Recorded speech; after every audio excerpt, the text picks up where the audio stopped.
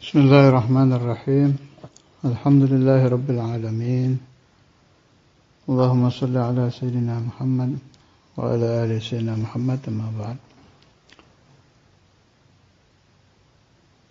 Mafahimuna yang kelima tentang makanan haram. Wa ta'atun mimman haraman ya'kulu mithlul bina fawqa maujin yuj'alu. Itu di Zubad. Artinya makanan halal itu pondasi bagi seorang salik.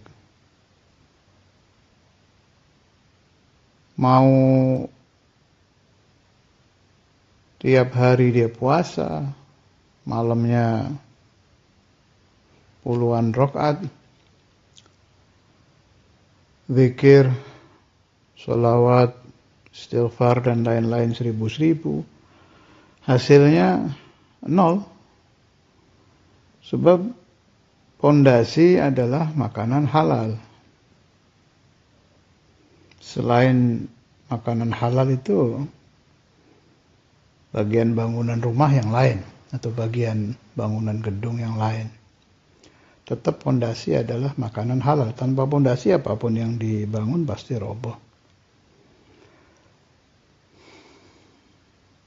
Orang yang sudah masuk thariqah pasti dia akan memperhatikan makanan haram atau syubhah,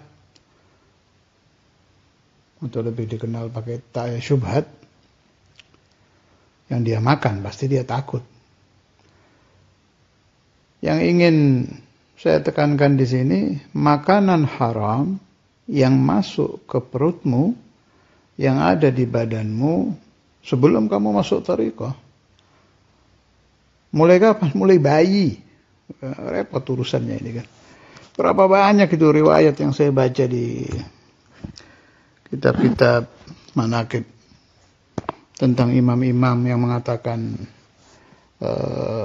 sesuatu yang syubhat, bukan haram ini, sesuatu yang syubhat masuk di perut saya saat saya bayi, ketika saya sudah mulai futuh, mengganggu saya dalam kada wa kada, ketika saya mulai dakwah, mengganggu saya dalam kada wa kada, dan lain-lain. Artinya yang tidak halal yang masuk di waktu bayi pun tetap berpengaruh.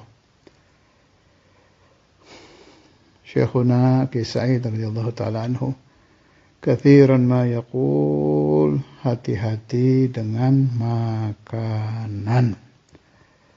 Itu diulang-ulang terus, makanan syubhat, makanan haram.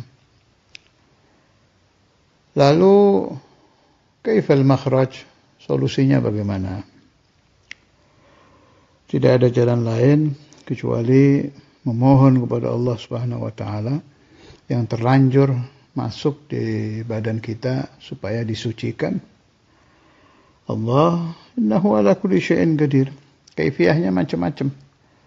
Kalau kaifiyah bebas ya, mau ambil bacaan apapun untuk membersihkan makanan haram atau syubhat yang sudah masuk, tapi tolong diingat ini masalah penting.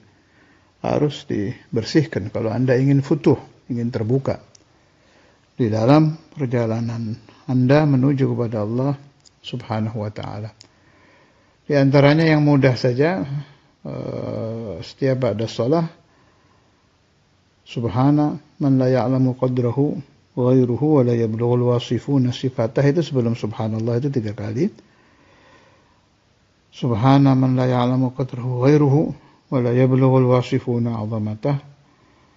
Subhana rabbil aliyyil wahhab, subhana rabbika rabbil izzati amma yasifun, subhanallah 33. Itu katanya faedahnya untuk membersihkan makanan haram atau syubhah yang sudah masuk di perut kita. Tapi menurut saya yang penting itu mintanya ya. Jadi habis sholat, habis sholawat ala Nabi, habis umrah atau di Hajar Aswad apa di mana-mana lah. Tempat-tempat mustajabah itu masukkan di dalam doa, ya Allah, kalau dulu ada makanan haram atau makanan syubhah yang masuk di perut saya mohon supaya dibersihkan. Innaka ala kulli syai'in qadir. Itu terus nanti diijabah oleh Allah Ta'ala. Tahu dari mana kita? Kalau kita sudah bersih, tandanya apa? Difahami qaulu Rasulullah sallallahu alaihi wasallam, man akala al-harama asad jawarihuhu sya'a am aba. Kalau di kita masih ada barang haram, maka anggota badan kita ini akan selalu maksiat meskipun hati kita tidak ingin. Dinilai dari situ saja. Kalau kita sudah tidak bisa maksiat, itu artinya sudah bersih. Itu tandanya. Makanya di situ kita tahu ya, azamatu sahabah, keagungan sahabat Rasulullah SAW. Sebab ada sahabat nama beliau Sayyiduna Suhaib Ar-Rumi. Itu yang dipuji oleh Nabi Muhammad SAW. Ni'mal abdu Suhaibun law lam yakhafillaha lam ya'sihi. Ini hadis atau maqal. Ini hadis dulu saya dengar dari Syekhuna Abu Yahya. Jadi ini andai ya, berarti tidak terjadi. Andai Sayyiduna Suhaib Ar-Rumi itu tidak takut kepada Allah, badannya nggak kira maksiat. Ajib kan. Jadi anggota badannya itu tidak akan tergerak untuk menentang Tuhan. Ajaib kan itu. Radhiyallahu ta'ala anhu. Wa an sayyidi ashabi Rasulullah sallallahu alaihi wasallam. Karena itu mulai diperhatikan, dimasukkan di doa-doa kita. Repot ya, saya kira semua kita la ana wa la anta ada barang haram di badan kita. Meskipun mungkin masuknya tidak sengaja. Aqallu ma yujadu fi akhir zaman dirham halal. Kalau sudah akhir zaman itu paling sulit dicari uang halal. Sedangkan kita makan kan ya dari uang. Makanan halal sulit, uang halal sulit. Warung yang halal 100% stop kalau sudah di akhir zaman. Sampai di hadis diterangkan, meskipun kita tidak terkena itu barang haram, kita terkena debunya. Satu lagi yang perlu diperhatikan untuk meminimalkan masuknya barang haram ke perut kita ini. Kalau Anda orang yang suka puasa, Senin Kemis, puasa Daud, syukur-syukur puasa Dahar, coba naikkan tarkur ruh. Tarkur ruh kan artinya tidak memakan barang bernyawa. Ya otomatis nanti kita sudah terbebas dari syubhat-syubhat makanan-makanan bernyawa.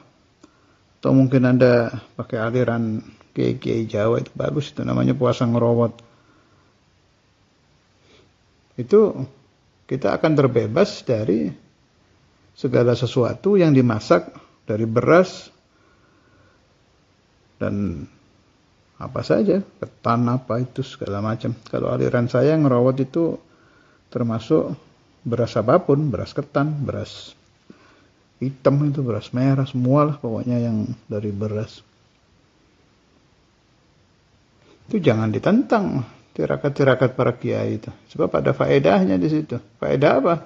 Meminimalkan makanan syubhat. Yang paling bagus ya memang tarkur ruh. Otomatis kalau kita tarkur ruh, segala sesuatu yang tercampur tidak jelas hukumnya dari bumbu-bumbu itu di daging-daging itu kita sudah aman. Naam, syukur-syukur lagi kita diberi isyarah oleh Allah Subhanahu wa taala. Saya masih dapat itu, satu muridnya Kiai Said rahimahullah, namanya Kiai Ridwan. Beliau mengamalkan ijazah dari Syekhuna Kiai Said Saqanil Hubbu Kasatil Wisal, itu beliau amalkan, ada kaifiyahnya gitu. Setelah lama mengamalkan, tapi setelah lama ini, setelah bertahun-tahun mengamalkan, setiap akan mengambil sesuatu yang syubhat, jarinya gerak gitu. Ya, ada urat yang bergerak. Beliau paham, ini syubhat ini. Saya ngobrol langsung itu. Zaman saya masih di Giren dulu, sama Kiai Ahmad, sama Kiai Hasani. Awakhir umroh, sudah akhir-akhir umur ini muridnya Kiai Said. Tak keluar saat sudah sepuh. Jadi saya punya paham berarti kalau orang serius betul, ingin menghindari makanan haram dan syubhat, alamahullah, nanti Allah akan memberitahu dia, entah caranya bagaimana. Allah tidak kekurangan cara, Tuhan Jalla Jalaluh wa Azza wa Jalla wa Ta'ala azamatuh. Pasti Anda akan diberitahu nanti. Cara memberitahunya bi'alamah, ada satu tanda yang hanya Anda yang paham nanti, minallahi azza wa Jalla, yang menyelamatkan Anda dari kemasukan makan haram atau makan yang ada syubhat. Dan itu asas, pondasi untuk futuh, pondasi untuk ulum laduniyah, pondasi untuk usul ilallah. Mudah-mudahan ana wa anta wa man sami'a hadzal kalam dijadikan Allah Ta'ala dari golongan orang-orang yang terjaga dari makanan-makanan haram, makanan syubhat. Innahu ala ma yasha'u qadir wa bil ijabah jadir. Wa sallallahu ala sayyidina Muhammad wa ala alihi wa sahbihi wa sallam walhamdulillahi rabbil alamin.